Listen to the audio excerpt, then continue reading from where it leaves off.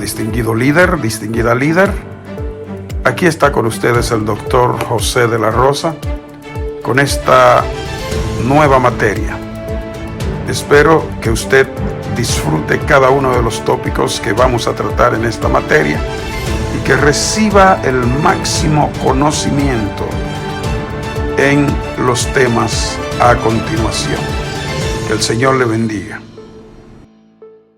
¿Cuál es el castigo bíblico para el adulterio? Es una excelente pregunta y vamos a contestar. Pero antes de responder a esta pregunta, es importante aclarar una diferencia entre el Antiguo y el Nuevo Testamento. Bajo la ley del Antiguo Pacto, entregada al Antiguo Israel, bajo una teocracia, el castigo por el adulterio era la muerte. Levítico capítulo 20, verso 10. En el Nuevo Testamento, Jesús puso en vigor una nueva ley. ¿Cuál fue la nueva ley? La paga del pecado sigue siendo la muerte eterna. Romanos capítulo 6, verso 23. Pero el adulterio ya no conlleva la pena de muerte civil, porque antes, recuerda, los mataban, pero instantáneamente, apedreaban. Pero hoy los cristianos no viven bajo la antigua teocracia y no se les manda a hacer daño a los que pecan, a los que cometen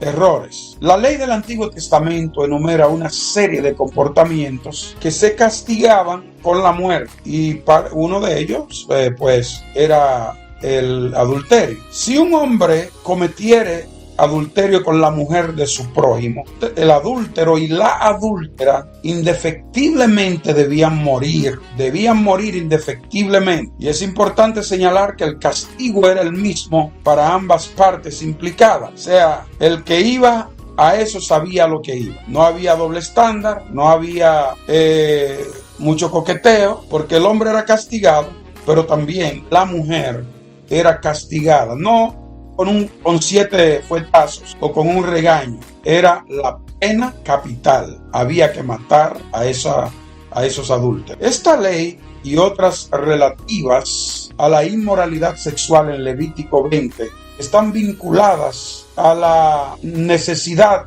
de la total separación moral de Israel de otras naciones. Por ejemplo, los cananeos habían sido conocidos por su libertinaje sexual, entre otras cosas que ellos hacían, pero esto era una de las cosas más fuertes de ellos. Eran inmorales sexualmente y Dios quería que Israel fuera santo o apartado de todas esas gentes que eran de esas calañas.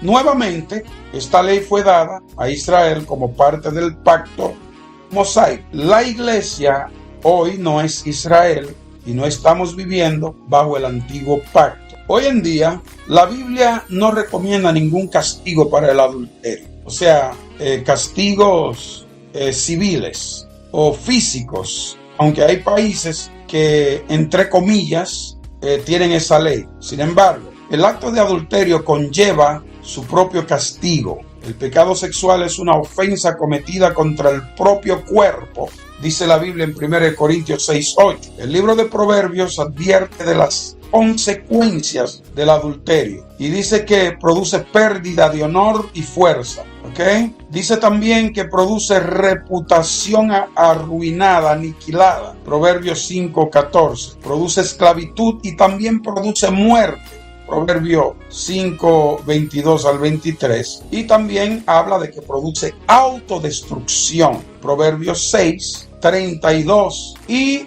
el mismo libro del Proverbio dice que también produce la venganza de una pareja celosa o celoso, ¿verdad? Proverbios 6:34. Y mira lo que dice aquí la palabra de Dios. Dice: ¿tomará el hombre fuego en sus senos sin que sus vestidos ardan? ¿Andará el hombre sobre brasas sin que sus pies se quemen? Así es, el que se llega a la mujer de su prójimo, no quedará impune ninguno que la tocare. Proverbios capítulo 6, verso 27 al 29. En los proverbios también se describe el carácter del adúltero. Se le llama simple, una persona débil y falta de entendimiento. En Proverbios capítulo 7, verso 7. se le compara con un animal. Con un animal, señores, se le compara. Un animal atrapado en una trampa y luego sacrificado. La figura aquí es como que un venado, alguien le pone una trampa, una malla, y cuando ese venado llega y entra a esta malla, pues no puede salir porque está atrapado en una trampa. ¿Qué sucede? Que la persona que le puso la trampa llega y agarra el venado, lo mata, se lo come.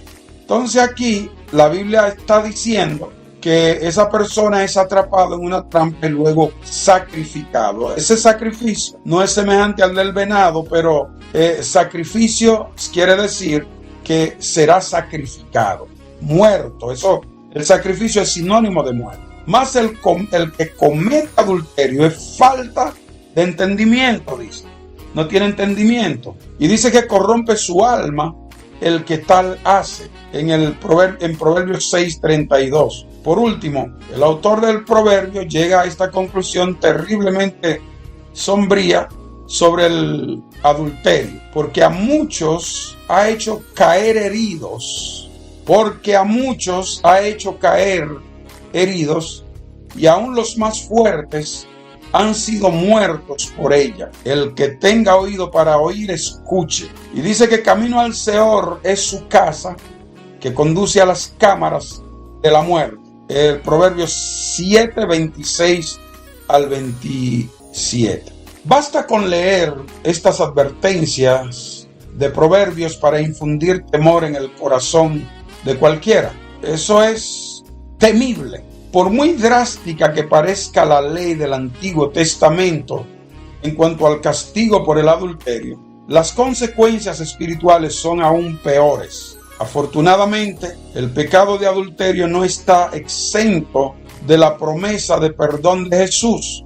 Solo tenemos que mirar la historia de Juan 8 sobre el encuentro de Jesús con una adúltera, sorprendida en el acto y arrastrada ante él por los fariseos, para ver el corazón de Dios hacia el que está preso en la trampa del pecado, ¿verdad? Esa mujer estaba presa en la trampa, pero alguien la acompañaba, ¿sí? Pero solo la trajeron a ella, y fue muy injusto porque la ley pedía que los dos fuesen apedreados, pero parecía que existía un grado o de machismo excesivo o un grado de injusticia excesivo, porque la encontraron con alguien y los dos debieron haber sido traídos ante Jesús, pero quizás uno de los que la trajeron ante Jesús era quien estaba adulterando con ella. Los fariseos están listos y deseosos de imponer un castigo despiadado a la mujer, ¿verdad? Eso fue lo que sucedió. Pero ¿dónde está el hombre? No al hombre. Y Jesús los reprende recordándoles que son tan pecadores como ella. Luego, cuando todos se han alejado de la escena, la pregunta suavemente de Jesús fue: mujer, ¿dónde están los que te acusaban? Y ella responde y dice: ninguno. ¿Ok? Ella dice: ninguno, Señor. Cuando Jesús le pregunta: ¿y dónde están los que te acusaban? ¿Ninguno te condenó? Ella dijo: ninguno, Señor. Entonces Jesús le dijo: ni yo te condeno, vete y no peques más. Otra palabra, vete y no siga adulterando. Juan capítulo 8, verso 10 al 11. Jesús está lleno de gracia y verdad, con su palabra en Juan capítulo 1, verso 14. Le dice a la mujer que deje de cometer adulterio y la perdona. Este es un cuadro maravilloso de Juan capítulo 3, verso 17, que dice: porque no envió Dios a su Hijo al mundo para condenar al mundo, sino para que el mundo sea salvo por él. El castigo por el adulterio o por cualquier otro pecado se borra cuando aceptamos que Cristo haya asumido ese castigo por nosotros y le pedimos perdón a Jesús por haber cometido esa atrocidad. Así es que no hay pecado que el Señor Jesús no pueda perdonar. No hay pecado que Él no pueda expiar, porque por eso vino a la cruz. Pero tenemos que pedir perdón y apartarnos de el pecado. Porque la paga del pecado, su recompensa es la muerte, pero la dádiva de Dios es vida eterna en Cristo Jesús, Señor nuestro. Que Dios les bendiga, les guarde y les dé paz. Este programa es posible gracias a la Embajada de Gracia y viene a usted por la generosa contribución de oyentes como tú. Gracias por ser parte de la Embajada de Gracia.